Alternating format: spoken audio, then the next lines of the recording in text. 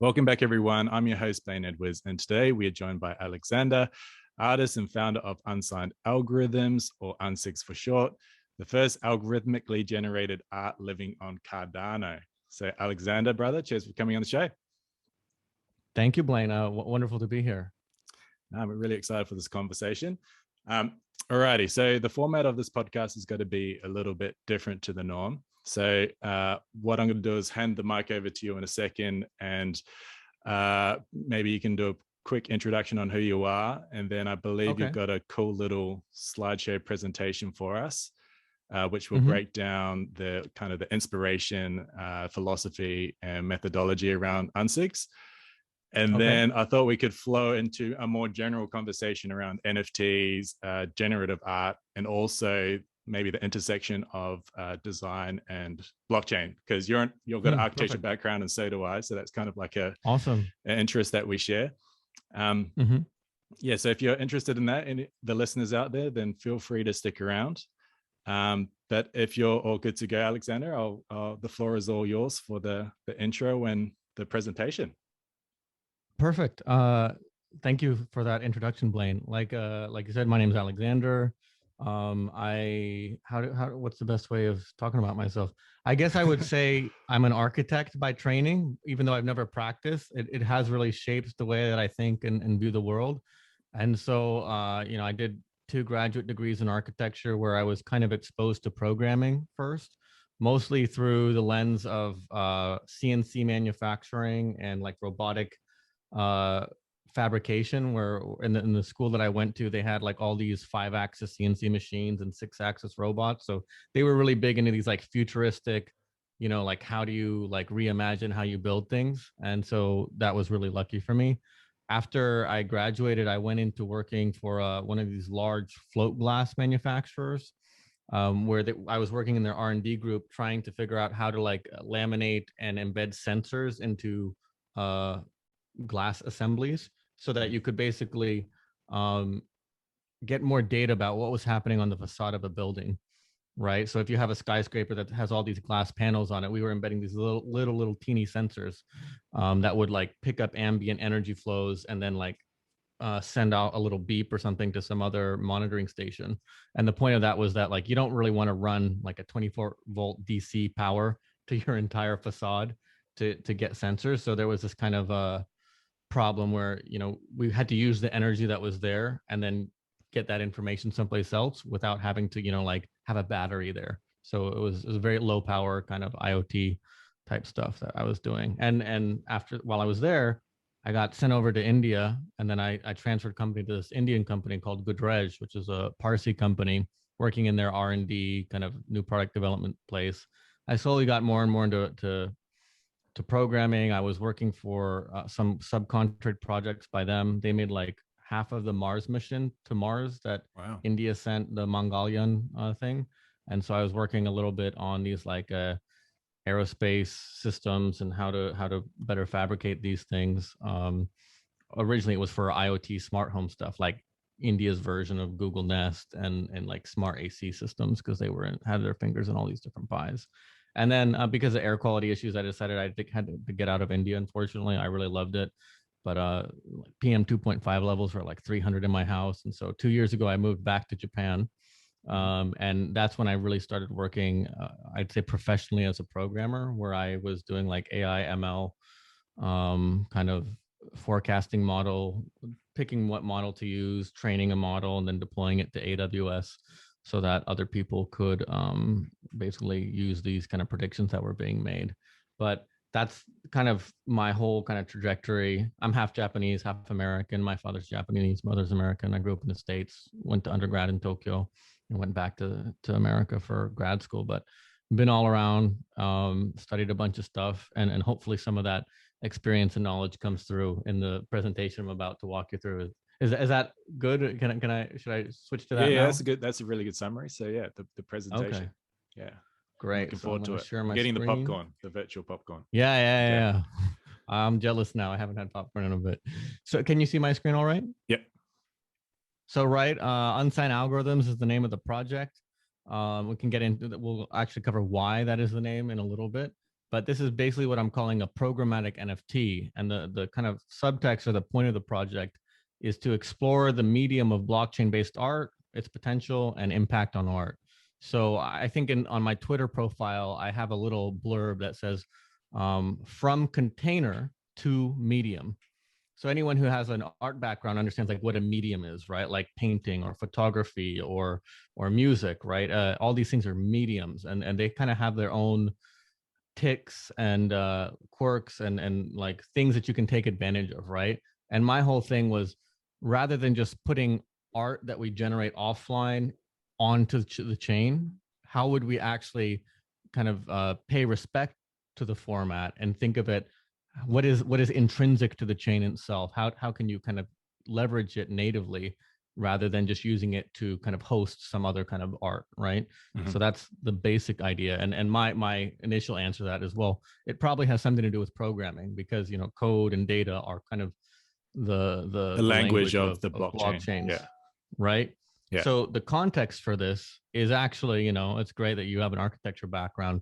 This is one of like the first buildings that was taught to me when I started architecture in grad school. It's this, I'm going to butcher it, Oster Postsparkasse. It's a Austrian or Viennese, what is it? Postal Savings and Loan Bank, which is a thing they do in Europe and Japan, but not in the States, right? Do they have them in Australia or Kiwi? Probably. I don't. Yeah. Postal bank is a bank, or post office is also a bank, right? It's kind of interesting. And the Japanese postal service is the largest bank in the world by deposits. Actually, it's a bit crazy because old Japanese people save a lot of money. But so when you look at this building, it looks like a Renaissance kind of classical building at first glance, right? The buildings on the left and the right definitely are this kind of more classical format. But when you look a little bit more closely, you see there's something a little bit off. It's like it's quite 90-degree-ish orthogonal. There's all these kind of rivets on the facade and these 90-degree things. And when you go inside the building, it becomes very clear, oh, this isn't a Renaissance building, right? Like, or a classical building. And the reason I talk about this is the way it was taught to me in architecture schools, like in the 1900s or so, modernism was basically a response to, we have these three new materials of concrete, steel, and glass. Mm-hmm. Right? Did you guys get that when you were taught architecture a bit, or? Yeah, like I guess these architectural trends were probably like based around the technology of the times, I guess, and the materials of the time. So they shifted with what we could build with. Exactly. So the way that they kind of explained that to when I was going to school was this, like, when you had all these new technologies, like they suddenly opened up all these new possibilities that weren't possible with load-bearing masonry construction, right? Like bricks and stones, right? A brick and a stone has to carry the weight of the thing above it in a very kind of directed manner, whereas steel is so strong that it can kind of, it still has to carry the load, but it can do so in a much more like located fashion, right? So you can have these columns now with the beams that are able to take the weight of the thing above it. And so this whole idea of modern architecture is basically a response to these new technologies coming online and then figuring out, how do we make space differently now? And in the first examples, we kind of make things that are a little bit similar to the previous thing, right? Like this, the outside of this building, right? But this was in 1906, right? That this building was made. This is 26 years later. And, to most of my non-architect friends, this is a famous Mies van der Rohe Barcelona pavilion. Beautiful. This doesn't look like it's from, 90 years ago, right? Like there's a certain timeless kind of, this is before World War II, maybe even World War I. My history dates are a bit off, right? But this doesn't look like something that would come from that era. And it's a bit interesting, actually, this whole idea. One of the main ideas that I understand from this thing is that different things should have different functions. So he has these steel columns which are running down, which kind of carry the weight of the roof. And that allows these like floor to ceiling glass facade panels, right? Which are not structural, but just demarcating space, right? So this idea that these vertical planes can be where they want, or where they need to be, because we have this alternate structure that is contributing and allowing, you could imagine these mullions, which are the metal structures next to the window could just be thicker, but he's deliberately chosen to make them thinner to kind of accentuate the view through the glass and to pick up that load with these two columns, right? So in 26 years, this is what like a fully literate, understanding of what you can do with concrete, glass, and steel allows for versus this kind of early version. And so I use this example to kind of say like, well, okay, we're in the NFT space. We're just kind of cutting our teeth now in this new area. And so what are we doing and what can we do, right? And that's where it leads to this whole idea. Our NFT is just JPEGs on chain, right? So this is a crypto kitty, right? And for me, that's a very, I would say, I'm a bit aggressive in my words on the slide here, but like it's unsatisfying. There's no kind of tension with the medium, right? Like, Yeah. do you get what I mean when I say Well, that? yeah. Well, Blaine, coming like, from like a tension? creative background, and you're kind of exploring, you're pushing the boundaries of what this creative medium can produce. When you think about an NFT as only a JPEG, you're like, okay, there must be more than that. Like, we're using this medium, like, how can we push it a bit further? And so I can understand definitely like the frustration. And I think at the moment, people, when they think of NFTs, most people just think of them as JPEGs, and that has a use case. Or links to JPEGs, right? Or links to JPEGs. And like that has its purpose, but like it is so exciting to see the future of them, what they can be. And so from that angle, like it can be a bit frustrating if you think that people define NFTs as just JPEGs when you know that this is just the beginning. Yeah, and so the kind of the running theme of the whole project, initially it's interesting. The last time I gave this presentation was before the launch, and now we're kind of after the launch, and I have a little bit of different perspective on it now. But I think the project has and hasn't succeeded. Like there have been some kind of conversations about what the larger undertext of the thing is. There's kind of a few levels to the project. I usually talk about two levels. There's this art level project, which we're kind of talking through now. We're about to get into it, like Sol LeWitt meets Mark Rothko, who are these two American painters, conceptual artists. And then there's like the tech implementation of it, where I think I did something innovative. And my biggest fear originally was that people wouldn't be able to separate the stylistic, not stylistic, the two-dimensional renderings that I'm producing in the project. That would be the only thing that they could understand about the project, and not like the underlying tech idea, right? And so luckily people have kind of understood what's significant about the tech idea. And then the level underneath that is even lower. It's like, how do I, looking at what was happening in Cardano, how could I kind of direct some of these capital flows towards my wallet so that I could have like financial independence to do what I wanted going forward, which is a little bit more related to traditional, like let's call it like DeFi. It's actually a decentralized insurance idea that I'm working on. Yeah. But I was limited by my time and my day job. So now, thanks to this project and thanks to the larger Cardano and NFT community, like I don't have to, I can do that now. So it's quite exciting, actually. Just quickly to clarify that that fear that you had, because I thought that was quite interesting. So your fear was that people would just see these NFTs from what they visually look like, and don't kind of maybe pay attention to the idea or the underpinning, the underpinning from it. So that kind of was similar to the building that you showed at the beginning, where from the facade, it looked like it belonged to this category. But the interesting part was what was behind the facade. So I dig it, Blaine. I dig it. So your Unsigs, your fear was they look at that building or they look at this NFT and they just see this cool image, the facade, but the actual cool thing is what's behind it. I mean, it has happened online. There's been a few haters who are like, like why are people paying for why are people buying gradients for at the time it was 50 ADA. It's gone up to like a couple hundred, and 4,000 ADA I think is the largest secondary sale right now. But it's there are people who kind of are, I don't know, I think it happens anywhere, but they're like, my kid could do that, or like I could do that in Photoshop, right? And it's interesting, the conversation that I usually have is like, they're like, I don't like how this looks. And then usually if they're a bit nicer, they'll couch it in like, but I guess art is just subjective and everyone has their own opinions and blah, blah, blah, blah, blah. And A little bit. I think that's a cop out. Like, I actually don't think art is subjective at all. I think art is kind of Interesting. like a universal truth, and that any, like, on an individual level, any one individual can like or dislike something. But art is not about what individuals like or dislike. It's about like something that is in this universe but not of it, right? Like it's like it reveals something like true and like holy about the greater kind of existence that we are all kind of vibrating in. And I don't think that any one person's individual likes matter at all.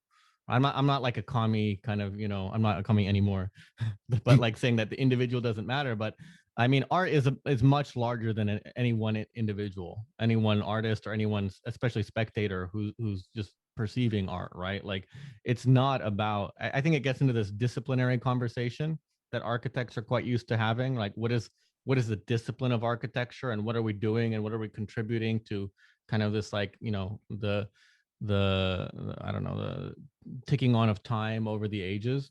But I don't think it's really about what any one person likes. And I think any great work of art really has to be able to punch through that noise.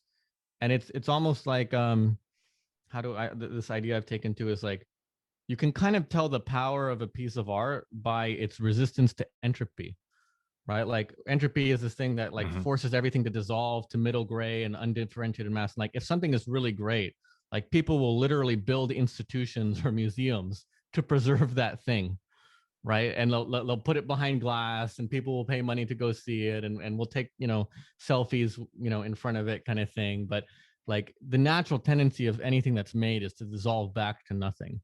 And so when something is really powerful, it kind of forces, even like maybe normal people to kind of look at it with respect, and kind of say, yeah, we're better off if we don't let that just disappear from the world, right? Interesting. um so Yeah, like for me, like, interesting when you said art isn't subjective, that it's almost like a mm, universal truth.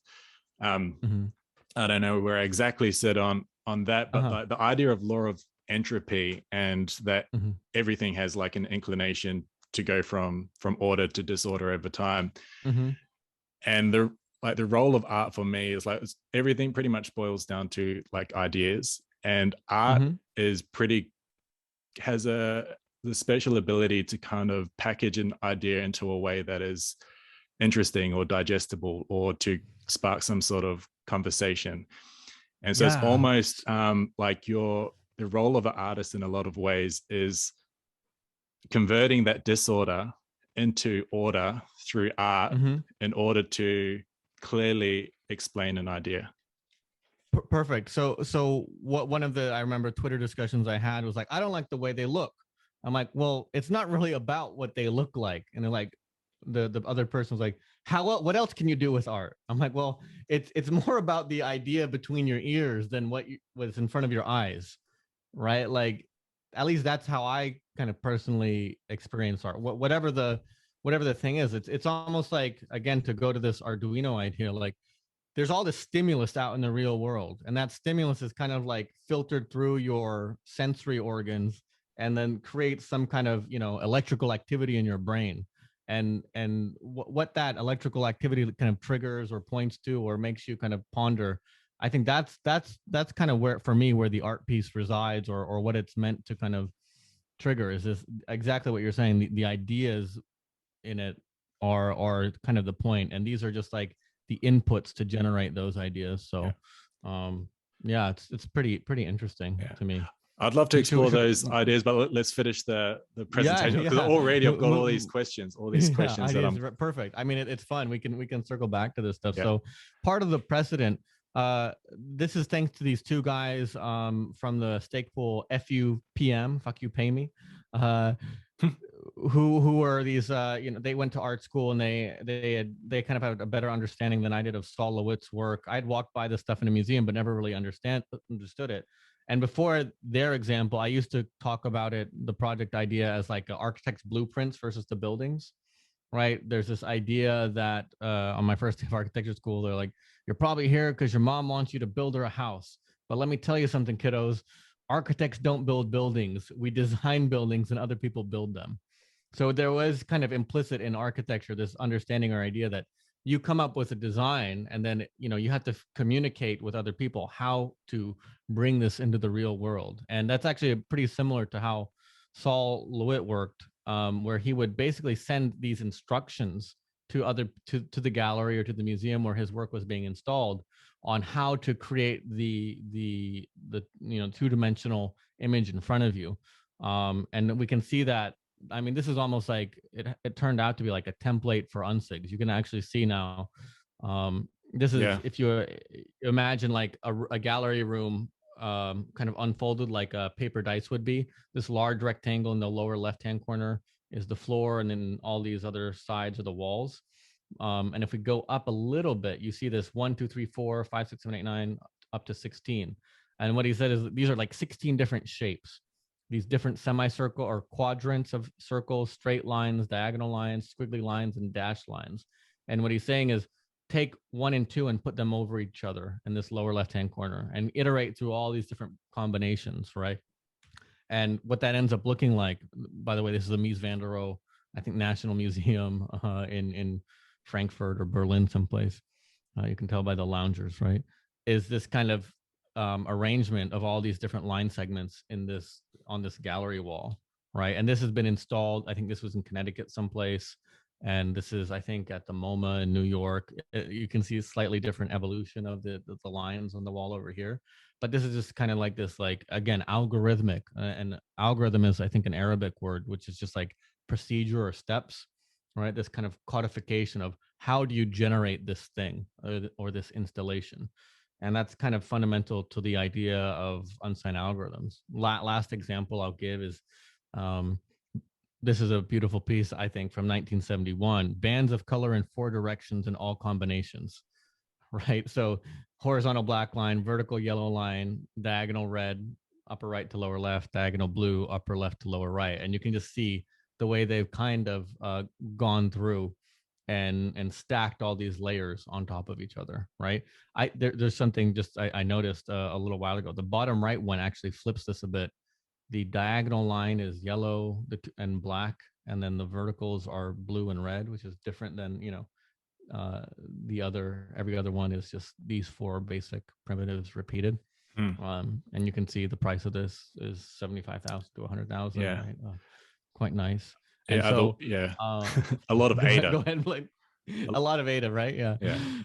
Maybe less ADA in the future. But so if these are the ideas, it kind of relates to this idea of constructive geometry in architecture, where like the difference between an ellipse and an oval. Did you guys learn that in Baroque architecture or something like that? I didn't know it until like the 3rd year of architecture school. So maybe I was sleeping in that lecture. Yeah. An oval, from what I understand, is made of it's a tangent joining of 2 separate radii circles, right? But it's actually, if we were to break an oval into 2 different shapes, like you would see there's 2 circles kind of embedded within. Whereas an ellipse, you take 2 foci and you take a piece of string and you can draw an elliptical orbit is quite often found in planet orbits and stuff like that, but they look similar, but they're slightly different.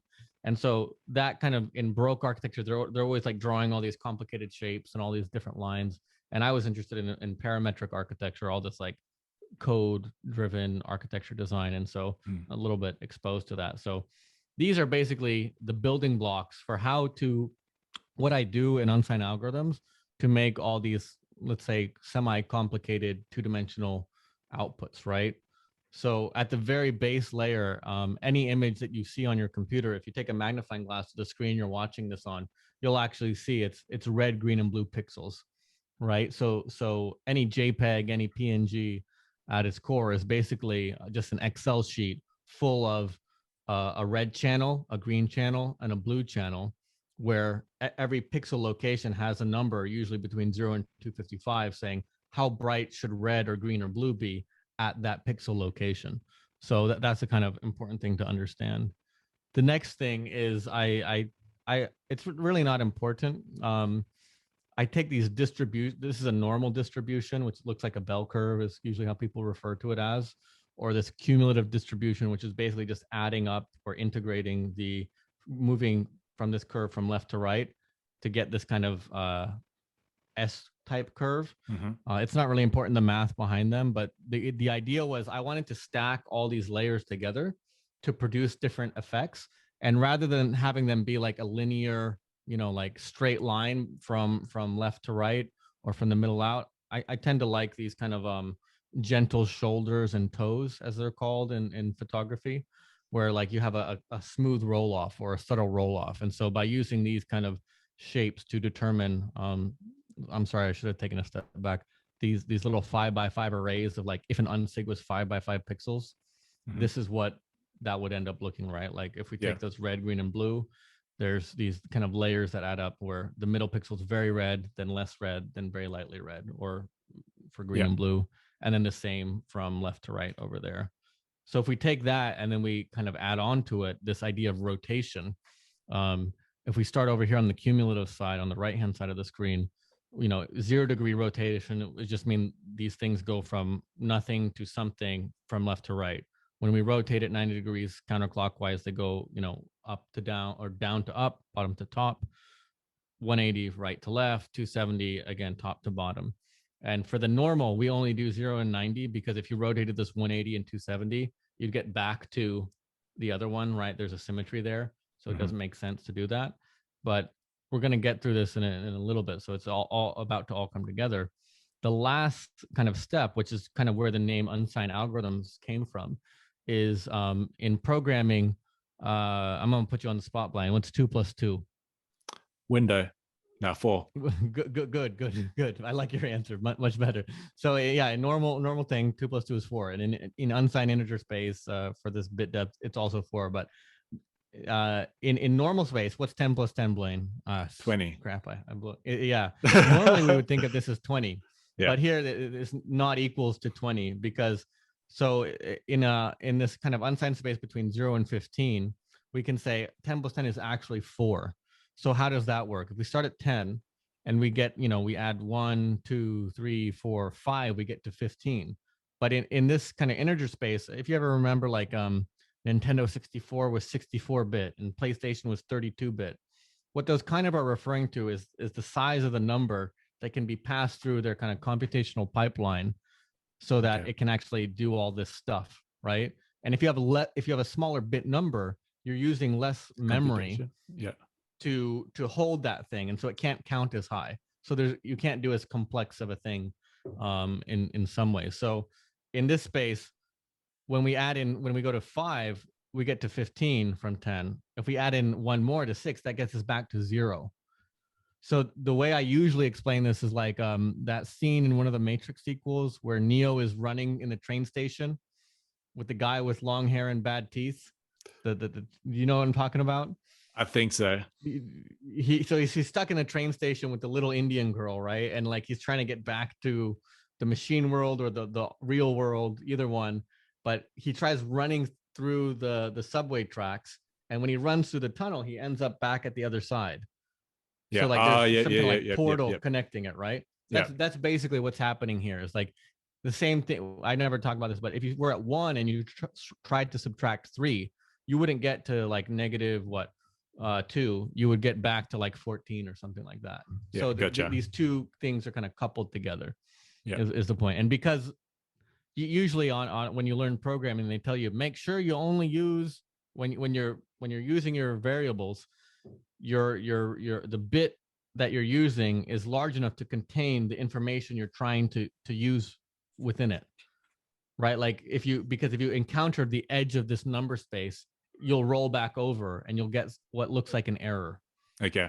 Right. Because like if we were counting the age of a child and they got to 15 and they had a birthday, the program would say they were 0 again, which doesn't make sense, right? So make sure your bit depth was larger. But actually for what I was doing, this is kind of like a painter understanding their materials like enough that they use the back of their paintbrush to paint, right? Like you're starting to use your materials in an unintended way because you have some kind of like mastery or understanding of how they work that you can kind of bend the rules a bit, right?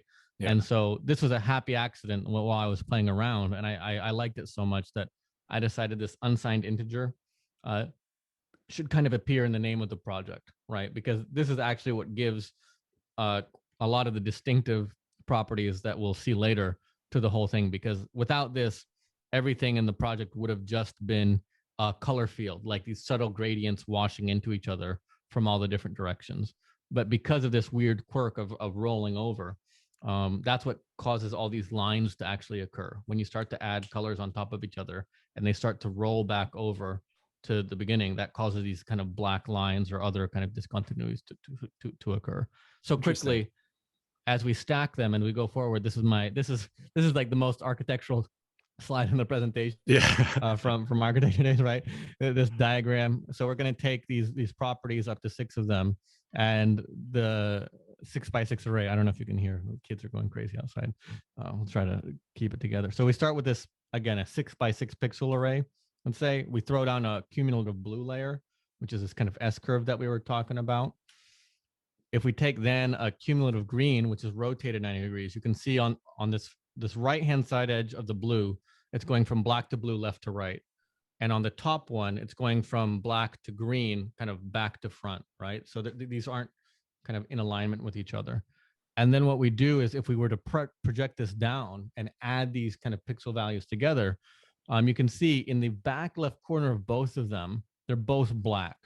So black plus black is going to be black. And in the front left corner, the green is adding to the black of the blue. That's also going to be green, because green plus black is just going to be green. The same thing happens in the blue. The blue is in the back right corner is blue, and in the upper right is black on the green side. So that's just going to be blue. And the interesting thing happens in the front right corner, right? And all the intermediate positions in between, where green plus blue equals cyan, right? And I did this drawing by hand in Illustrator, right? Manually changing all the color values of each cell. So that's why it's only a 6x6 array and not like a 128 by 128. But right, you get all these kind of beautiful blending, and that goes back to this original thing of like, why am I using these kind of base things? It's to get like these intermediate secondary, tertiary color effects happening this way. And so that creates that, which is kind of a simple unsig, right? In a way. And then there's this other thing, we don't have to talk too much about it, but it kind of relates to this whole architectural idea that everything should have a function, or like you should express the functionality of the thing in the form. So form follows function kind of idea. Exactly, right? And ornament is crime, or minimalism, right? Some people interpret this as an error, but it's actually, I think, one like a little bit of maybe one of the most genius things in the collection is this idea that rather than storing the code to make every unsig in every unsig, I made an extra unsig, which is what came to be known as this 0000 unsig, which is just a black unsig. Have you seen some of this online? No. Which one? The 0000. The 000, like, you know, somebody offered 30,000 ADA for it after the guy got it. The owner didn't sell it for that, so I guess it's technically worth more than that. Right. But it's a black PNG, right?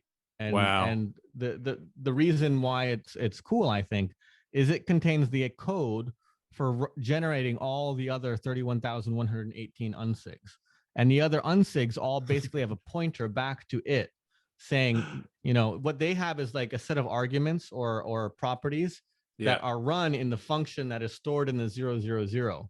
And what that does is, you know, that code is only what, like 80 or so lines, maybe 20 of them are empty enters just to make it more legible. But rather than copying and pasting that code 31,018 times over the blockchain and, you know, leaving it everywhere, I could just pull it out and put it in one place, and the rest of them just say, that guy over there, that's my code, right? Wow. And that way, you know, we use 31,118th of the space on chain to kind of represent this entire collection in one single NFT. And it's kind of like a Big Bang, or like this Genesis thing, right? Where all or potential energy, like everything is stored in that thing, or the ability to create everything is in that thing. And then so all these other things. The 001, if that one didn't exist, the other ones couldn't exist either. Yeah, exactly. So they would just be properties without any function to run through them, right? And inversely, the 000 without the other ones would just be like potential waiting to happen. Yeah. Right. So they kind of feed off of each other, right? Like, and no one would have cared about this 000 NFT if I had just minted that one and said all the other these cool NFTs can be generated from this one.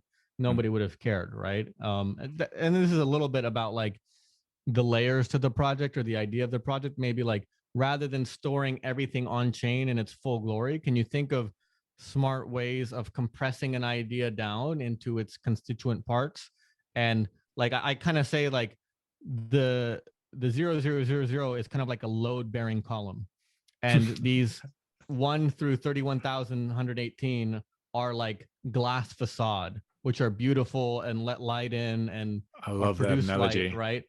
And you're just allowing each thing to do its own thing, right? I could have put this code in the first one, but to me that seemed a little bit weird that if all like, which is some random blue looking thing, right?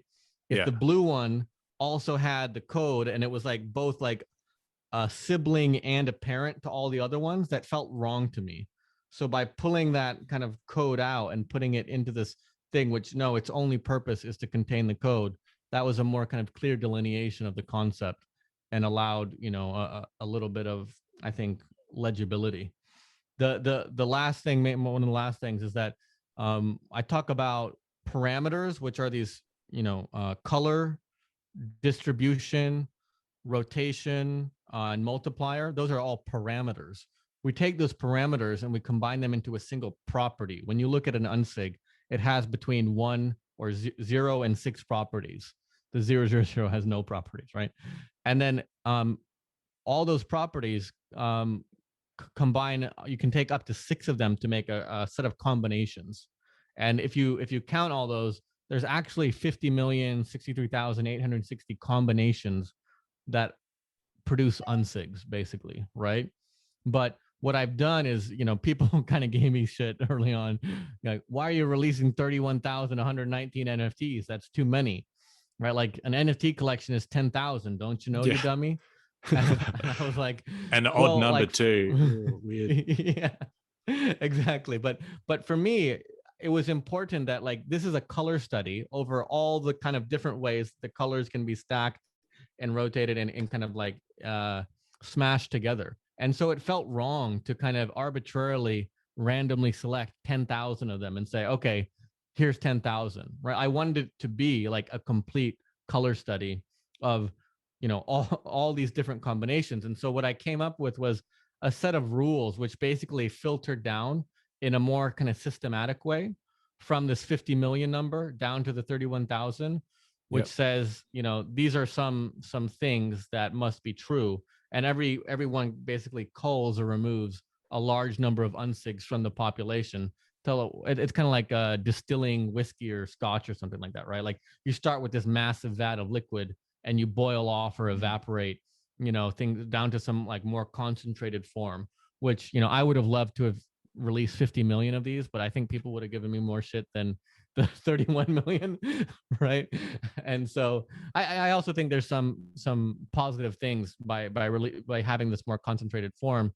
It's easier to understand what's happening in the project because you do get a lot more regularity to the unsigs and these kind of patterns that appear that people seem to like. So we've been talking and we haven't seen a single unsig yet. So this is just like a sampling of some of the unsigs, right? Which are there. Here's another set. It's just like randomly scrolling through the whole collection. And then to see, you know, here's an example of a simple one. Basically, the smaller the number, the less properties there are. And we basically just increment over all of the different combinations until we get to the end when things get really complex. So this is just like we were saying, the multiplier is 1. It's blue. It's a cumulative distribution function, which is generating. So the CDF, and it's rotated 0. So it just goes from black to blue, right? And these are what's known in the community now as like single property unsigs. There's like 12 of them. Are quite rare. No one has sold one of theirs yet because they're kind of like treasured. It's funny if you understand most people visually like the more complicated ones, complex. Yeah. right? But they're kind of like, they understand that this is kind of like a building block or a brick, and that like it's kind of very significant. Without this simple blue one, which looks like if you open Photoshop and you made a wash from left to right, you'd get something like this, right? But like this is kind of very crucial to the rest of the collection existing. Yeah. And so people intellectually enjoy this. This is this example. I'm not going to walk through all the examples, but this is kind of what I talk about when we talk about the multiplier of 2, right? This is very similar actually to the first one, except it's red and the multiplier is 2. So what's happening here? Basically, as we march from left to right, we basically hit the limit of that unsigned integer space, and then we're starting over again at the black. Does that, so that, yeah. right? Does that make sense there? And so that's what's happening there. Here we get a little bit even crazier. So here what's happening is we have the first property of the blue and the 0. So that's that left to right move, which you can kind of see at the top of the image, right? This marching of this. If you add in now a blue, which is rotated 90 CDF, basically this one, but in blue, rotated 90 degrees counterclockwise, and you add those together, that's what causes these kind of like this kind of S curve to appear, right? And and you keep getting more and more complex. We're not going to go through all of them, but you start to get to these much more complex shapes, and then you start to add in different colors together, and that's what creates, you know, these very different kind of washes and geometries and colors all together, right? And it just marches on and on and on. And what I really like about it is, one of the things that I wasn't really comfortable with in a lot of NFT collections is like people kind of treat it like what do you say, a slot machine, right? Like they put in 50 ADA and they get back something, and if they get back like a common one, like it just goes in the trash bin, like they don't ever look at it again, right? Like they're basically hoping that they get like a very rare one. And one of the things I've been most happy with is, at least in the beginning, the entire community, like there was something about like, it was almost like a child being born. Like people, when they got their Unsig, even if it was one of the more common ones, like they emotionally bonded with it, and like that was theirs, and they felt like some kind of connection to it. And people who sell them tend to say things like, oh, I kind of regret it, you know, like it's like that was mine, and like I did it a disservice by you know, selling it to someone else. Here's was one of my favorites. I love that one. Right, like as an architect, you got right, like this is a little bit like a palette cleanser. But what's happening here is, if you look at the properties, the red, green, and blue, they had the same property and the same rotation in all of the things, right? So it like everything kind of, all the colors cancel each other out, and you just get this black and white progression, right? And it's kind of nice as like a sense of calm after all the crazy that happens. So these things are quite interesting, right? And with that one before, I quite like the fact that there's no intersecting lines as well. Like it's you kind of a lot of these, you get all these different overlaps and whatnot, and it is quite interesting. Like you, with this collection of 31,000 plus, you kind of look at them and you're like trying to figure out ways that like your different flavor within this collection, and maybe some like points of differences between. And one thing for me from looking at like the collection is, I quite like the ones where the either maybe the lack of color, like the one like that you showed before, but also the fact that it's they're not intersecting each other. They're kind of existing there without touching each other, which is one of my favorite things that happens is these tangencies that occur, right? So here's a set of these, like, let's call them they're not columns, but like beams, right, that run side to side. And then you get these little S curves, that the tangencies that occur, right, where there is this kind of like underlying order because of the math involved, that things, they might look random, but there's really nothing random in the collection, right? Like they go through, and it's like every combination of everything. Here again, you know, like this diagonal is hitting the intersecting positions of these, you know, vertical and horizontal things. So I don't know, like somebody described these in the community as like a scrub brush for your visual cortex. Like, you know, like they kind of they feel good because like your brain is basically like a pattern recognition machine, right? Yeah. And like when it's seeing these and like it's like seeing all these different things that like occur and reoccur, it's kind of like giving your, you know, like a scrubbing to your, I don't know, frontal lobe or something like that, wherever vision is processed in the brain. And here again, right? Like again, these things are just, it's a lot like a architectural construction drawing. These little detail, like how do you detail a building, right? Like does this edge run past this edge, or do they meet at a point? Different kind of ideas like this. So that's kind of the collection. There is this idea of scarcity, which I'm not super interested in. I released this information because you know, if you know the NFT game, it's like, again, like you pull a lever and you hope that you get back a rare one. And so I released this information because scarcity occurs in the collection, and I thought it like as an easy way into the collection, I could kind of fuck with some of the expectations, or let people have like, oh, I can get a rare one, right? As like kind of like an appetizer into the rest of it. But I'm actually not really interested in this whole idea of like, did I pull a, you know, a shiny kind of, do you know what I'm talking about? Yeah. Right. Like this, my friend, he bought a Cardano bit for, you know, like, I don't know, what was it, 50 ADA. He flipped it and sold it for 18,000 ADA.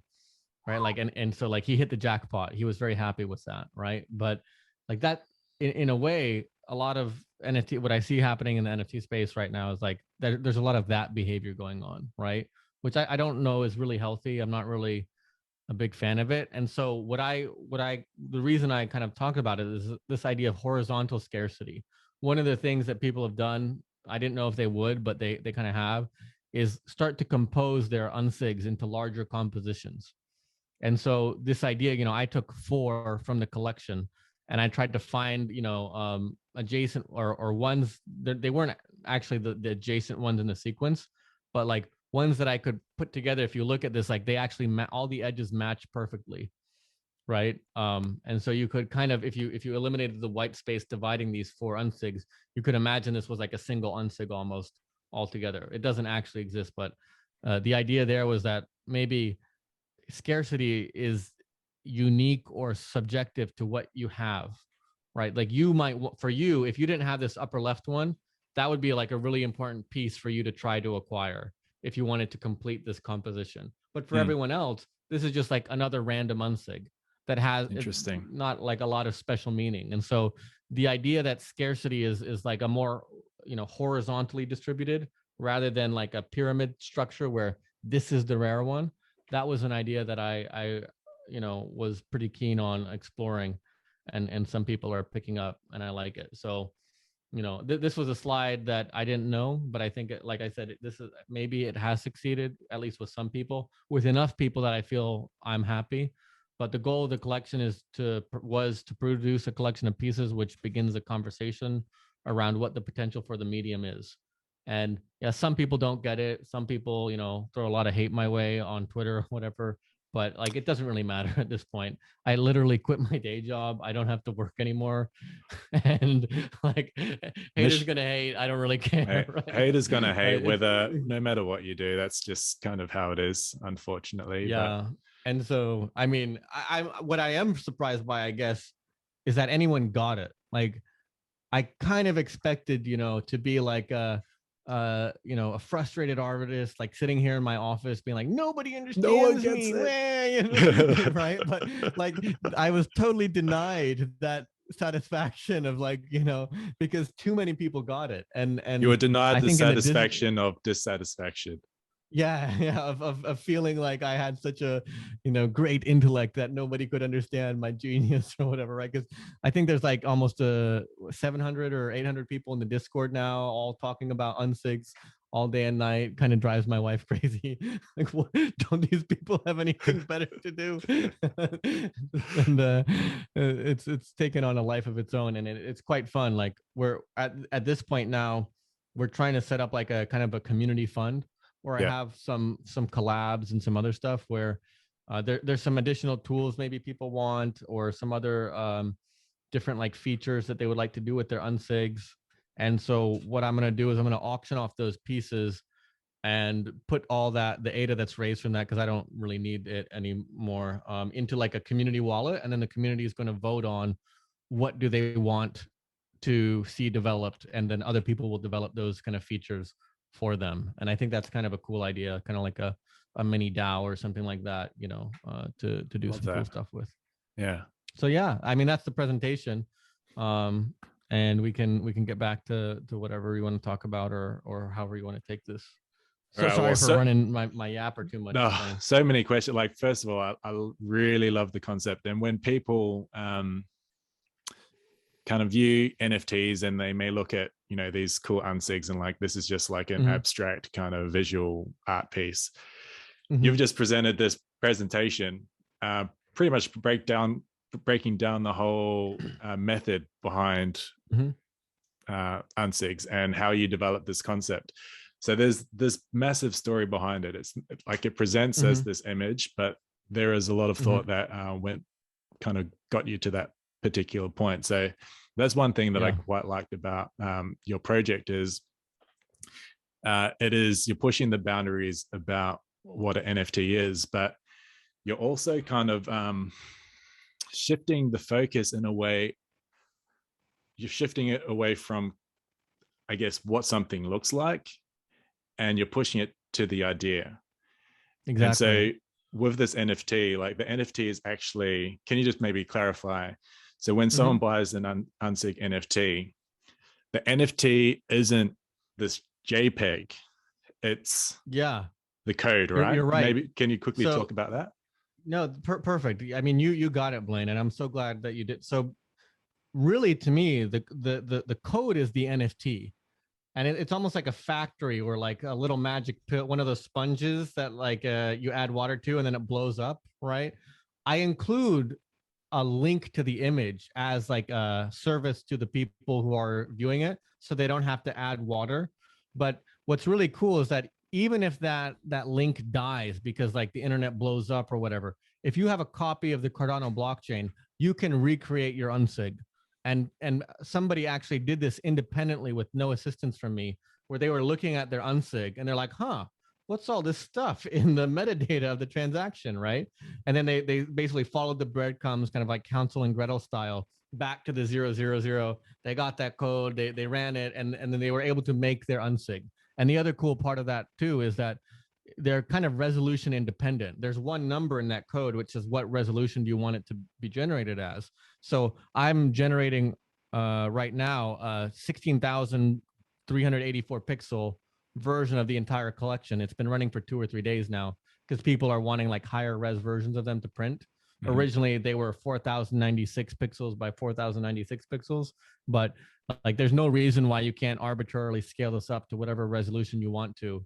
And they get quite, I don't know, the color transitions and the trend, everything just looks so good on these, you know, if we have like 20K displays in the future or whatever kind of thing, right? Like it's kind of nice to me. Yeah. That Yeah, so that the NFT as code is super interesting. So like for me, when I think about that, so you're tokenizing an idea as opposed to tokenizing what that idea produces.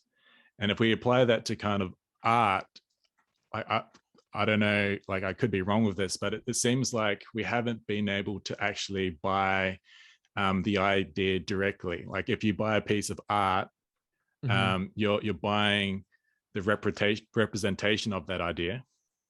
You're not buying the idea directly. That's where the Sol LeWitt thing comes in, right? Like the interesting thing is you see this contact for price. Yeah. Right. Like this was a screenshot from a gallery. They were actually selling this set of instructions, right, to produce. Where was it? Back towards this is what that thing produces. But someone was an actual like serious art gallery was selling the set of instructions, right? So in a way, that's why I'm calling out this Sol LeWitt thing here. Like in a way, this idea has existed and is existed, but we're also kind of updating it for the. I just want to give credit where credit is due, right? Like this is not my genius idea, right? Like it is. What I think is nice about this idea is that is it in this presentation or not? There's some examples of his work. Maybe it got cut, but like other people can paint Sol LeWitt paintings, but they're still called Sol LeWitt paintings if they follow these instructions, because the actual hand that paints the stuff on the wall is not so important. And so it kind of gets to this thing that you're talking about. What is the idea of the art versus the execution of it? And in my case, the idea is all this kind of math and the operations that I came up with. And the hands, rather than being a person, they're a computer, right? Which is going off and, let's say, painting all these different iterations of the collection. And some people say like, oh, I don't like computer generated art. But like, the computer didn't generate it. The computer executed it, right? Like if I challenge you, turn on and off your computer 31,000 times, you're not going to see an unsig pop out on the screen, ever, or, for in the lifetime of the universe. Yeah. So it is not, there's soulless or whatever. I really just view a computer as a paintbrush, right? Generative art. This is not a new idea either, right? Generative art has been around for maybe 30 or 40 years now. So, yeah, but this form of generative art is using technology that's available kind of today. But I really, fascinated. I don't want to continue to bring it up, but just the idea of, I think it's quite refreshing and powerful in a lot of ways to be focusing on the creative IQ behind something, as opposed to what it looks like. You're putting an emphasis on what's inside almost compared to what's on the outside, which is quite nice. I think that most art is like that, right? Like I said, I've never walked through a museum and been like, I like how that looks, I don't like how that looks. That's usually maybe the first thing that causes you to stop in front of a piece, right? And ponder it. But if there's not something behind it and you're just looking at a pretty picture, who cares? Yeah. Right? Like if you go to an art museum, like there's art pieces where it might just be like a blank canvas. And and that blank canvas could be, I don't know, millions of dollars, for example. If you're buying that, if you're spending millions of dollars purchasing that blank canvas art piece based on purely what it is on the outside, on the superficial level, you're wasting your money, because you can buy that blank canvas from from some shop down the road. But maybe it's worth millions of dollars because of what that blank canvas symbolizes. And so there's this story here, there's this idea that leads up to this point that actually instills that value into it. One idea that you mentioned was the horizontal scarcity. So when you're talking about that kind of made me think of each unsig almost as like a block or like a brick. And so you can have these bricks, and then you can add these bricks to each other to build like a unique kind of building.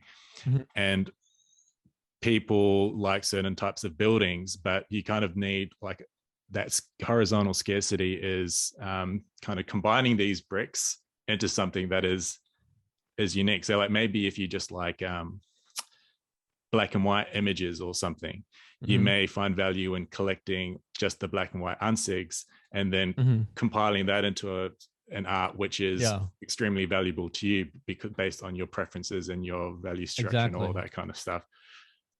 And people are doing this, right? Like they're starting to kind of create little mini collections where they're kind of curating and trading off ones that maybe don't speak to them, or like I said, I'm quite happy that people don't seem to dislike any of them, but like they certainly have ones they like more than others. And so they're trying to like acquire some kind of, it's almost like Legos, right? And that's part of the reason why I didn't want to cut it down to 10,000, right? Is that I wanted people to have more kind of building material to work with, right? And if every time I remove something, like I was basically eliminating something from the playset, right? For this next phase of the collection, which I don't really have a part in. I don't really have a say in, but it's like, what do people start to do with this now, right? And people have taken it in quite some fun ways that are quite interesting to me. And so like I like that I'm not the center of the conversation anymore, right? Like I can see like it's kind of kicked off, and it seems like people are going to be I deliberately don't make any unsig compositions because I don't want like my voice to be louder than anyone else's in this kind of playground or whatever space that I've created. I think that if I started to do something, people might say like, oh, that's what you're supposed to do. That's right. And the other stuff is wrong. And I don't want to do that. So I just sit in back. We have a channel in the Discord where people just share the different things that they've done. And it's quite nice to see.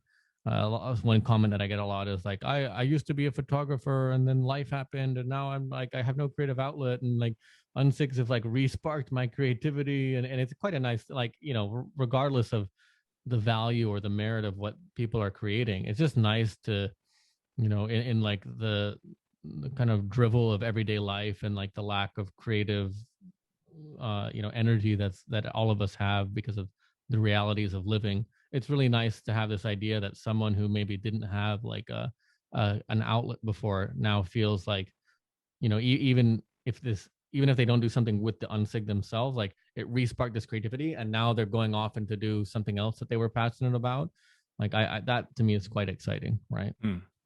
Well, I definitely fit into that boat. Like this has sparked like some creative spark inside of me where I want to like explore maybe more of my architectural roots, because I kind of haven't been active in exploring that over the last couple of years. And it's cool, like me kind of learning more about me learning about let's do something. Let's go. Yeah. But like seriously, it's cool. And it seems like from what you just said, there's a number of people that have been kind of inspired from this project, which is like super cool. And it's nice that this is happening on Cardano from some sort of selfish perspective, that this idea is going to evolve within this ecosystem as well. And like within Cardano, it seems like there is you know, the scientific flavor. There's also this flavor of like, I really want to try and change the world as well. And you kind of touched on that when you're like, I've got enough ADA. I want to create this community wallet and create some kind of DAO. Like I hear stories like that all the time in Cardano. And like, that's the reason why I got into this ecosystem in the first place, was because Charles Hoskinson really sold me on this dream of changing the world. And it seems like, a lot of people, it attracts a certain type of person. But I definitely think that the audience is very different than like the normal like altcoin moon boy kind of thing. And so I think if I had tried to launch this project on another chain, I think I would have been that like frustrated artist crying in my room that like nobody gets me, right? I think so. But because of the kind of audience that Cardano has, I kind of like borged into that. And there was already like an assemblage of people who were more, not everyone in the Cardano community, but enough people. There was some kind of critical mass that like it could become its own kind of storyline. And that's quite interesting to me. And quite hopeful for the future of Cardano, that like you have a community of like thoughtful, creative, like kind of deep thinkers. And so like projects that might not succeed on other chains have a higher chance, like if they're actually like different and interesting and have some kind of like deep thought behind them, they have a larger chance of success on Cardano than on maybe some other random, you know, blockchain 3.0 kind of thing. Yeah. One idea that just popped into my head was, we've got these NFTs on different chains. By having the NFT as the code itself, is that one potential solution of making it multi-chain? Because like have you thought about that, like the idea of I haven't. I mean, I'm a little bit weird because I know that, you know, Cardano doesn't usually go with maximalism or like one chain only kind of thing, but I only hold Cardano. I only, you know, like really think about, I'm a little bit interested in Chainlink for the Oracle aspect and then getting information from the real world into the eco-chain or blockchain ecosystem. But I mean, I have no plans of really, when it comes down to it, an unsig is just a bit of text stored on chain. Yeah. Right. It's just a set of instructions. It's not even code that is run on the chain, right? Like it's really like sheet music or an architectural blueprint stored on chain, and you kind of need to create it someplace else. So an unsig could be stored on any other chain. I think Cardano makes sense because I think again, from an entropy perspective, like Cardano is more likely to last a long time because it doesn't need as much like power to run, and it can be more spread out. So as long as like Cardano exists, my art that I've created will exist. And you know, that was kind of important to me. Yeah. If that makes sense. Yeah, I think Cardano definitely, at least based on where it's at the moment, has the best chance of, speaking of entropy, converting that disorder into order. Like it's this whole fundamental approach, I think, is going to end up being probably the most efficient tool in that. I'm quite interested in the idea of entropy, and obviously there's a lot of joy in disorder. So it's this balance of like disorder and order, which I'm quite, and humans are probably the only species that actively convert disorder into order, which again is quite interesting. When you're talking intentionally, right? I mean, intentionally having a child, right? Like you're eating all these like nutrients, whatever, if you're a dog or a whale, whatever, right? And you're producing order in like another living thing. Yeah. You get what I'm saying? But I get what you're saying. Like in our environment, I kind of view us as like entropy eating machines. Like it's almost like the definite purpose of life, right? Like we kind of munch through the universe and like stuff comes in our mouths, comes out our asses, right? And like that's very like a example of entropy, right? Like you're taking this order and it's becoming disorder. But if you can produce a local imbalance where like through your personal actions and thoughts and deeds, you're creating a little bit more order in this very chaotic universe, like that's a pretty exciting thing, like that you're kind of turning back the clock or whatever, or this arrow of time. When you're talking about the Unsig number 0000, 5 zeros, yeah. 5 zeros, and that was kind of like the I don't know how you referred to it as, but aha moment, whatever, right? Function. But like the zeros Unsig is the most fundamental Unsig. Would it be fair to say like the lower the number, the more fundamental the Unsigs are to the concept? The lower number ones, they occur. You can find that same Unsig many times throughout the collection, even the ones with more than one property. Like not literally that, but like if you were to look at the properties that make it up, you would find that set of properties in many other ones, right? And that's kind of like by virtue of like the fingerprint is as a simpler fingerprint. And so if you were to look at some of these 5 and 6 property Unsigs, or even 3 and 4 and 5 and 6, like it's very likely that they have one of the initial single property Unsigs in them. There's less of a chance that it has one of the 2 property Unsigs in them. There's even less of a chance that it has a 3, right? But they because they just keep building on and they have like extra flourishes on them, you know, as you go to the end of the collection, things get a little bit crazy. And the ones that exist with more properties, they don't exist in the beginning of the collection, right? Like you start to get in some of these 6 property ones, like quite unique geometries and shapes, which are actually just a stacking of the simpler geometries that produce what looks like more complexity. But once you get an eye for it, you can tell, oh, that's like a twisted hourglass, or that's a, you know, these different kind of shapes that people are coming up with terminologies for in the community now, which is kind of fun. You have all these like taxonomists, you know, looking over the lens on Unsigs and classifying them and taking them apart. But I wouldn't say it's more fundamental. It's maybe pivotal, right? Like the collection can't exist without the 0000 in its current state. And the other ones also, like if you were to eliminate that blue one and say, by eliminating it, no one else can use that property, then yeah, it is more fundamental, right? Yeah. But if you were just knocking out that one with like a BB gun from like an array of 31,119, its individual in existence or not doesn't really impact the other ones. But if you think of it as a concept and thinking, yeah, like if we knock that out and all the possibilities that are created from that one are downstream eliminated, then yeah, they are kind of more fundamental or more base, right? Than the others, if that makes sense. Yeah.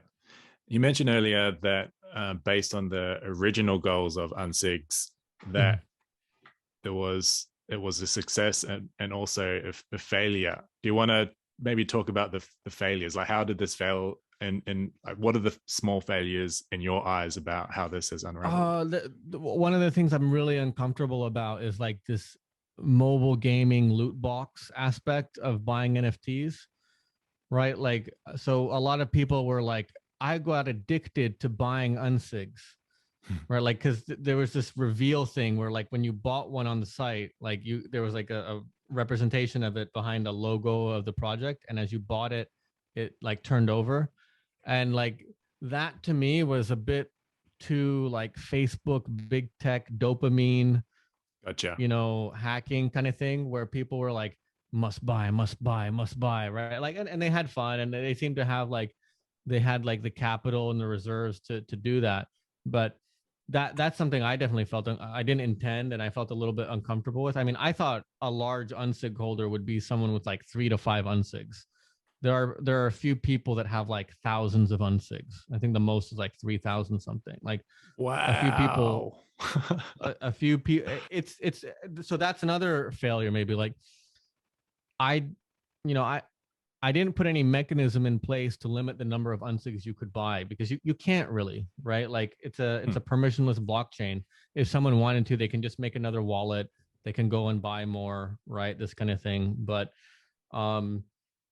I kind of see it almost as an example of like what I'm calling Marvel versus the museum, right? Like there are other projects which are more, I'll call it, we tend to call them like Pokemon type projects, right? Like, they're like collectible things, whatever, like this version of this thing and all that, whatever. And that's fine. Like people, I used to collect comic books and baseball cards and like I enjoyed collecting things. Like that was part of my personality. And I have no hate towards anyone who enjoys that. But like this is a very different kind of project, right? Like it is more of like a capital A art project, like speaking to what is like the art discipline doing and this kind of moves. And so I felt a little bit uncomfortable. I would have liked it to be more like well distributed, like more people with less number of unsigs. So that was kind of one of the failures of the project. But I kind of like see it as an expression of like, oh yeah, there's less people that go to museums, but those people tend to have more money than people who go see Marvel movies. Like I'm not making it like, is that right or wrong? That's just like a fact, right? Like people with refined tastes tend to, or sometimes have more money, and they put more money behind their interests than, so that I would have liked, you get what I'm saying, right? Like I definitely get what you're saying. Yeah. At the same time, I felt very kind of honored that like, I feel like I have a few patrons now, right? People who put in over $100,000 into buying. I don't think they're JPEGs on chain, right? Like that's the fundamental premise of the thing. But like essentially, no one had to buy any of these. Like my mom sent me a very worried message. If you go to unsigs.com, like you can look through the entire collection and you can download like a 4K version of any of the images. She's like, honey, people are going to steal from you. I'm like, Mom, it's on chain. Like anyone can steal from me if they want to. Right? Like people are choosing to buy it. Like I don't really understand NFT ownership. Right? Like what does it mean when you buy an NFT, and why would someone choose to support you? I kind of view it as like a better version of Patreon. You know what I mean? Like interesting. People are just able to support me. They don't have to. Of course, there might be some financial incentive in it for them if they're able to, if that, owning that token is able to be sold in the future kind of thing. But I honestly think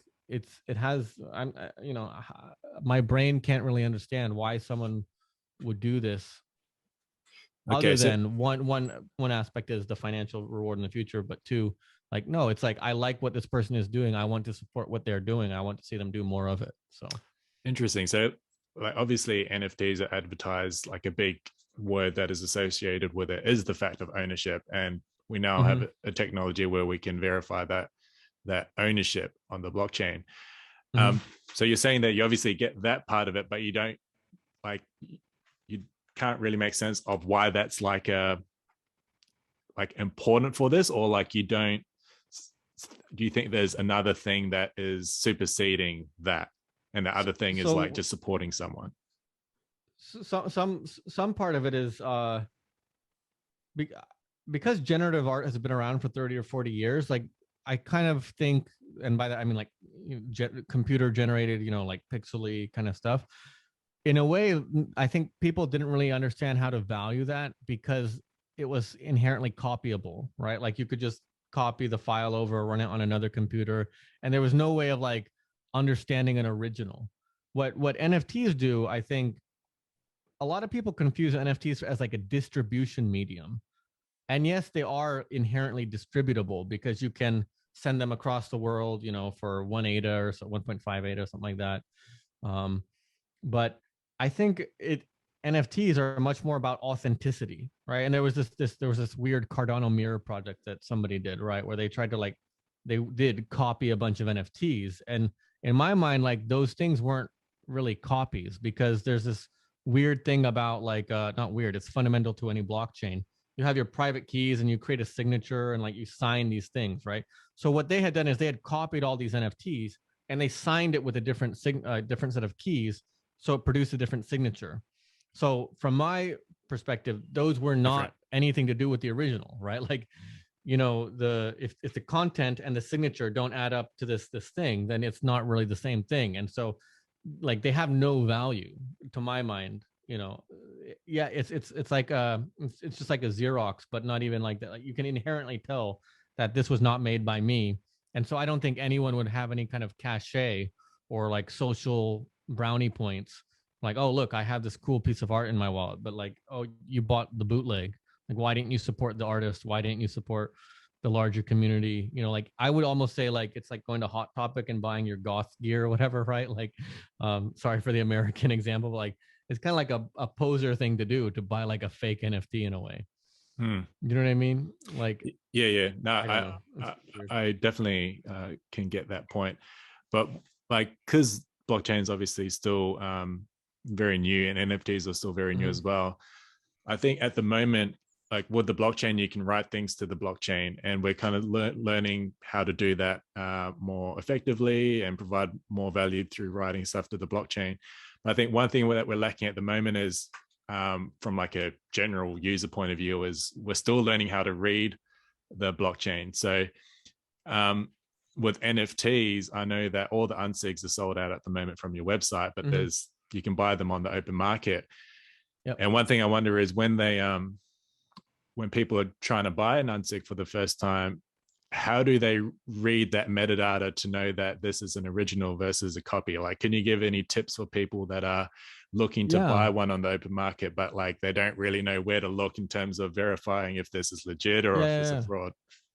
So there's this thing that when you're buying an NFT, you should make sure it's called a policy ID. And it's basically like it looks like a wallet address. It's just a random string of numbers. In my Twitter profile, I have the Unsigned Algorithm policy ID as part of the bio. So what you can do is if you copy that and you paste that into this, right now it's cnft.io is the main marketplace, right? You'll search only for NFTs that have that policy ID. Okay. And that will make sure. And I also think I linked in a few tweets and in the Discord, there are links explicitly so that when you click that link, you're only looking at Unsigs within that I have made from my collection, right? And if someone were to make some fake ones, like they wouldn't even show up there because they wouldn't show up as being the same thing, even though they were called, you know, Unsigs, whatever, unsigned algorithms. Like it wouldn't matter. Like there's a very easy way of filtering out. Whereas like with a painting, you'd have to go to an expert. You'd have to see, and they would have to like get the magnifying glass out and be like, and who even knows, you know, like they used egg yolks to recreate the thing, right? And like, so I was reading some Telegram chat. Like I was trying to explain to my artist friend that like, you know, an NFT is kind of it's like them signing a painting. And my comment was like, except it actually works because signing a painting doesn't prove anything. Do you know what I mean? Like, a physical signature is like the easiest thing to forge, right? Like, just because like your name appears on a painting doesn't mean that you made it, right? But the idea of a physical signature, like in this day and age, is like, what the heck are we like? Okay, just scribble. Like no one. It's like it's just a formality. In Japan, we use these really stupid stamps, right? That they just outlawed, or not outlawed, they got rid of because of COVID, but like we stamp everything with like our seal, right? That represents, it's like a signature kind of thing, but it's quite silly. Probably quite better than a scribble on a piece of paper. But it's so funny to watch a bank person when they inspect your stamp. They get like the registered version printed and then they put the document above it and they flip back and forth very quickly between them just try to see if there's any difference. It's an insane thing. But so just quickly, so the policy ID is key. for those that Yep. are looking to buy on the marketplace. That's the signature, right? That's the signature. If you don't know what it is, I don't know that we can explain it all here, but it's kind of like if I were to try to send money from your wallet to another person, right? I could say I'm sending money from Blaine's wallet to, my wife, and I could sign that message with my own keys, but it wouldn't work on the network, right? Because like the network was like, oh, Alex's keys don't match the keys for your account, and so what's different with NFTs is I wouldn't be allowed to spend your ADA, right? You are allowed to mint anything to the network, but the analogy a little bit breaks down because someone could mint my content. But again, like if you understand what a policy ID is and you see that the policy ID is different, you haven't really copied anything because there's no cachet to owning a fake NFT, right? Or utility, right? Like, because that's where I say people confuse it as a distribution mechanism. It's not like Netflix. It's not like a DMCA. Like, you can't access it. Anyone can access an NFT from anywhere and they can view it, right? Like you don't have to own an NFT to be able to look at it. So what does this mean is, to me, it's not about viewing or the utility from being able to see the NFT. It's actually about electronically owning an authentic thing that was like touched by the artist or made by the artist, right? And if you take away that bit by the artist, like what difference is that to just looking at an authentic NFT? Like owning a copy of an authentic NFT is no different than just looking at a real version of it in a web browser, right? So like, what's the point? There's no point to copying it other than to defraud people or to, this Cardano Mirrors project was trying to, I guess, speak to some kind of performance art thing, whatever. But yeah. Okay, that's interesting. I'm just ordering a coffee from my wife. She's asking. Yeah. Go ahead. Thank you. So Unsigs is a type of generative art. Is generative art kind of synonymous with algorithmic art, producible? Are they all kind of the same thing, roughly? I mean, you see a lot of these like vector fields and flows. Like I was exposed to it, I think maybe 10 years ago when I was learning programming, because Arduino is based off this other thing called processing. Processing is like a programming language that was set up and design IDEs that was set up for like artists to make visual generative art with, right? So it's kind of like a baby programming language type thing. And so in that area, like there's a lot of these like just like field flows of like randomly length hairs that like flow around and blow in the wind. You see a lot of what are they called? Flocking algorithms. Like imagine you have a set of birds and they're all like randomly flying around, but they tend to like pack together and then some of them go off. Like that kind of thing is quite common and kind of like a generative art 101 type thing. So I mean there's a lot of it. Yeah. But yeah. And if we had to, for someone that's like still trying to understand, I guess, the fundamentals of generative art, if you're trying to put it into a formula, would it be something along the lines of you have like input times some sets of rules, and then that produces something? Exactly. I mean, the presentation that I walked you through, right? Like that's basically setting up the terms of engagement or the rules of the game, and then like that's like setting up all these dominoes all over the room, and then I hit go, and then it goes off and it says, okay, do all this other stuff. But even that, like there's like rules which dictate rules, right? Like okay, how do you combine these things together? Like even if you just said these are colors, these are multipliers, these are distributions, it's not like you can just like shake them in a vat, in a Tupperware and you'll get unsigs out of it, right? Yeah. What I like about generative art is it forces you to kind of think at a higher level of abstraction, right? Like I've played around with painting before, and what's nice about painting is you can kind of spontaneously discover something while messing around on a canvas, right? And you can like, and maybe it's your subconscious and Freud is, talking to you or whatever kind of thing, but you can kind of like, something can come out. What's very different, I think, about generative art is like the explicitness. And I think it's a little bit compatible with what you were talking about. Like you really have to have an idea, right, in your head of what it is you're trying to do and how do you then accomplish it, right? I wanted to have kind of like your background lighting scenario, this red and this blue. I wanted to say like, I want to mix all the colors in all the ways and see all the resulting combinations. Okay, now how do I go do that? Right. And that's what I mean when I say unsigned algorithms at its core. It's like a color study, right?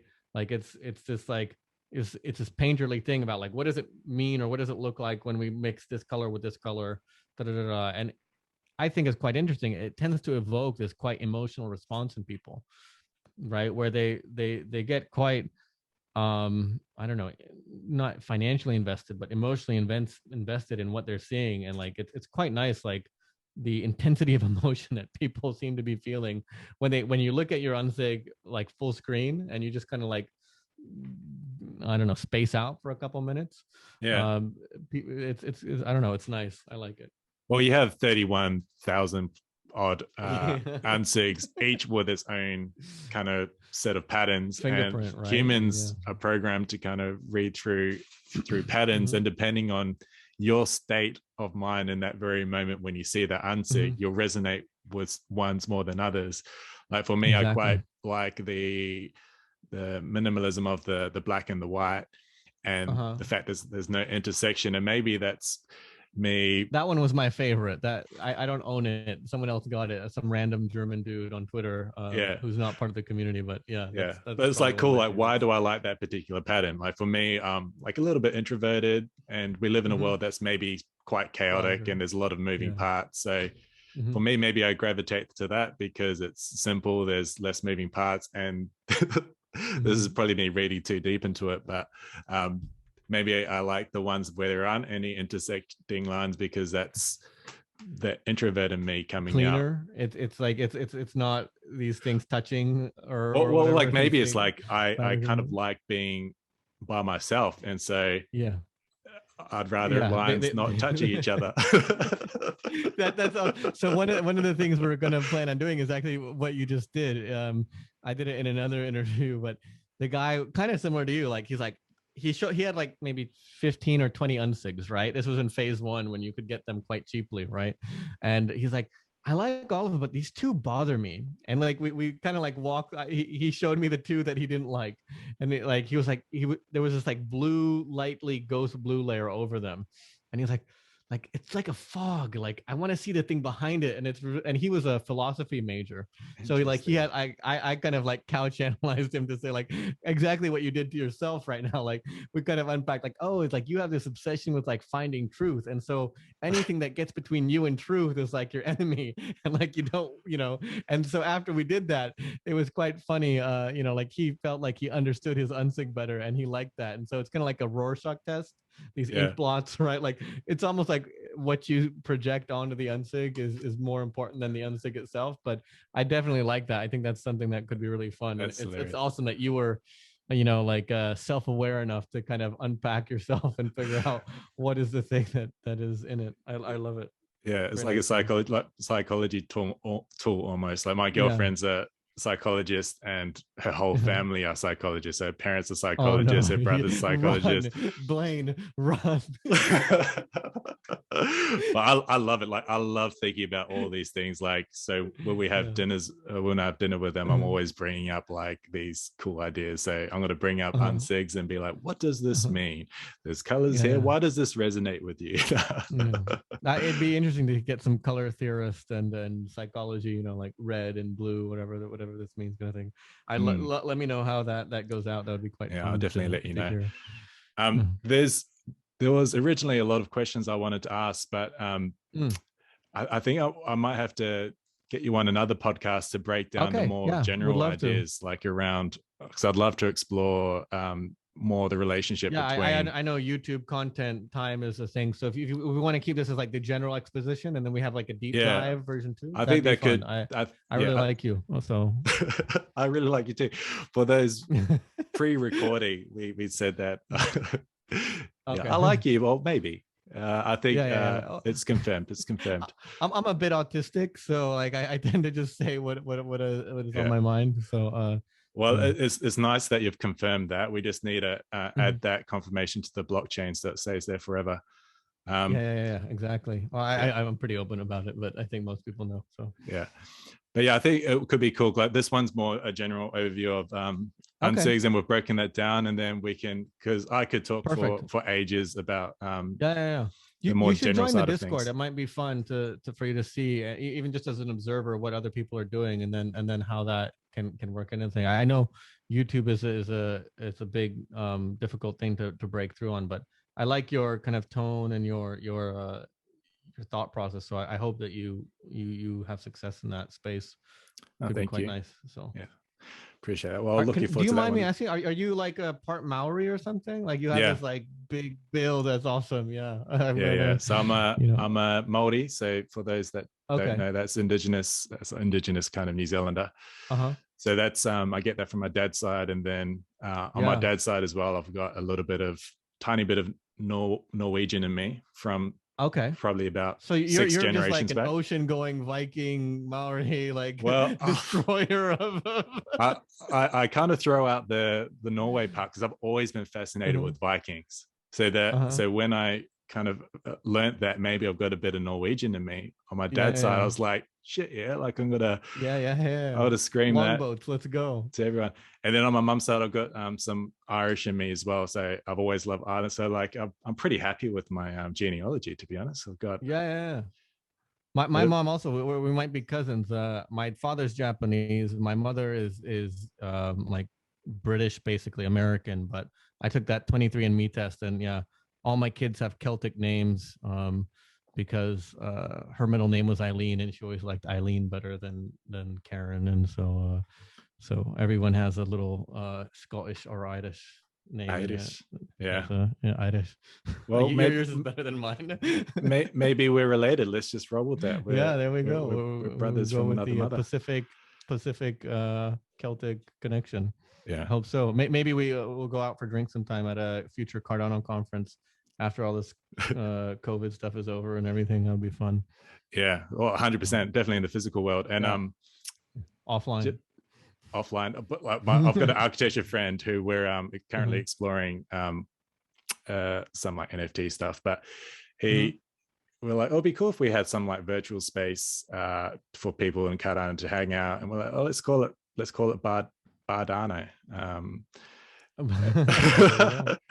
Little place. I'm kind of interested in designing a museum for Unsigs because I never got to practice architecture, right? And like, what would that look? How would you display and store and arrange 31,119 art pieces? And what would that be, right? We're exploring that at the moment, actually. Awesome.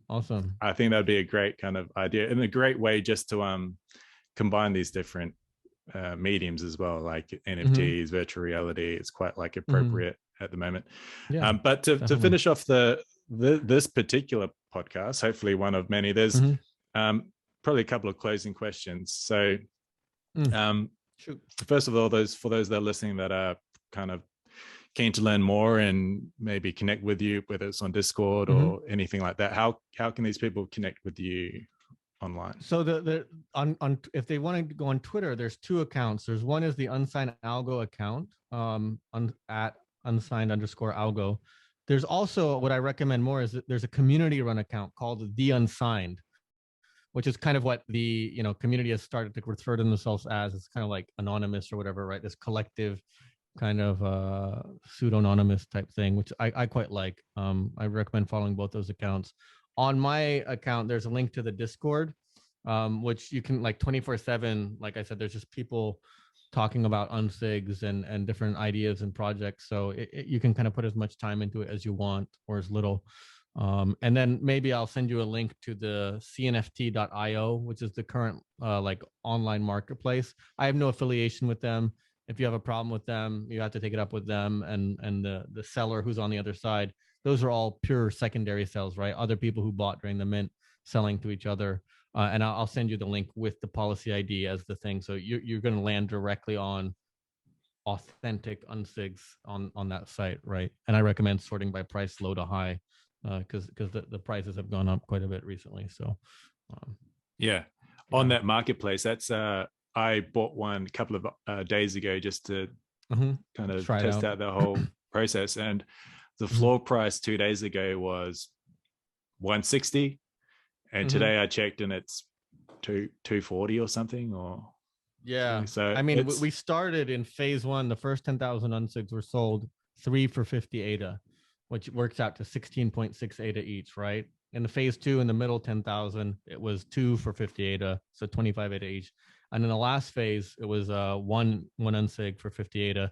And people at the time were feeling that's quite a lot, right? You know, and now like was I'm not 12x. really, yeah, I'm not really interested in the economics of it. Like I got my piece out. I'm really happy at the reception. I'm also, to be honest, like quite pleased that, like, as anyone would, if people value something you've done, that's nice, right? Mhm. I don't know how much of it is like financial speculation, like they're just buying now to hope that the price goes up, but at least during the drop, it did feel that like people who were buying, like they were buying because they believed in like the idea and they liked it, and it meant something to them. And now you can kind of tell that things are a little bit different. Maybe it's like a lot of, you know, like moon boys and that kind of thing jumping in, but there still is this very kind of strong core community, I think, that is quite interested. And it's interesting how quickly people come into the Discord and they're like, is this rare? Did I get a rare one? And then like they get kind of like almost like it's like standing in a river, like the force of this river of like all these people are like, it's not about rarity, it's about all this other stuff, you know. And like they're kind of like, what, you know, I was just trying to get like a pink dinosaur or something like that, right? Like a rare NFT. But we've had quite a few converts over, and it's quite Yeah, interesting to me. yeah. Well, you So always got to it's get very fun. those people, because there's generally across crypto there is Yeah. an NFT trend at the moment, and there Mhm. is actually, from like an economic or financial point of view, there is an opportunity there in NFTs, kind of buying ones when Mhm. they're low and then kind of selling them, and that's Yep. cool as well. Yep. But What's interesting is throughout the entire drop, like one of the things people told me, like you'll never sell out 31,000 because people will start buying them and then they'll start flipping them for lower than what you're selling them for, right? Like, interesting. but that never happened with our drop, right? So what usually happens is like people buy some, if they don't get a rare one, they put it in the market and they sell it for cheaper than what you can mint them for, and so that kind of like causes the thing to nosedive. But we never had a problem. I mean, it was like kind of like a slow and steady. Occasionally there'd be a burst of activity as we approached the end of a phase and people were like trying to get in before the price rose, or Yeah. eventually before the sale stopped. But it was quite, we never had this problem where people were selling it for less than what they could mint them for. And so there's a lot of weird things about the drop that I think worked, because it wasn't just like another like randomly generated set of characters on different backgrounds with different accessories in their hands, right? And some Excel sheet that says the bananas are rare, you want one that's holding a banana, right? Or this kind of thing. And so I think it worked because of how, I don't know, different it was. And how what I mean, my last comment, maybe, I'm so happy how many people commented online like, I never bought an NFT, but I bought an Unsig. And like, to me, that like pointed to something, like we kind of expanded the audience a bit. Maybe people who weren't interested in, you know, like cartoons and characters, not that there's anything wrong with that, but like they could kind of like see and get this idea. And so that's kind of cool that I could contribute to Yeah, you know, expanding that kind of thing and getting a different audience in. So 100%. I think that's a testament to the idea. Like, it's a really solid idea, and it's thanks, an man. intellectual idea. And the Cardano community, a lot of them are probably a bit biased here, but I think the Cardano ecosystem attracts a lot of a lot of Yep, intellects and I people think that so. believe in science, and this sort of art has I think appeals to those sorts of people, because Yeah, there's a lot of creative IQ behind it. So yeah, yeah, I think, thank you so much, Blaine. yeah, that's a testament to the idea. Exciting, So exciting. I'm looking forward to coming back. If you'll have me on the show again, it'd be fun, and super exciting to, you know, be able to have this opportunity. And thank you for the good questions, and also for like getting the project, you know, like it's quite fun to talk to someone who understands what you're trying to do and kind of gets it. Because yeah, I a lot of people have, but a lot of people also haven't. And so it is nice to have like a kind of human element of understanding there. So thank you so much, Blaine, for your time and I don't know, the thoughtfulness you've put into this conversation. I really appreciate that. Likewise. One last question though to finish off. Okay. I'd love to know from your opinion, what excites you the most about the future of Cardano? Smart contracts, easy. I mean, the Unsigs originally were supposed to be like a dynamic thing that the function, one of the things for me that is core to this generative art, like they didn't have to be static, right? Like right now, an Unsig is a specific image. And so what I want to do after smart contracts come out, and actually I've promised everyone on Twitter, you'll basically send your Unsig to another smart contract and I will give you my next collection for free, or a piece from my next collection for free.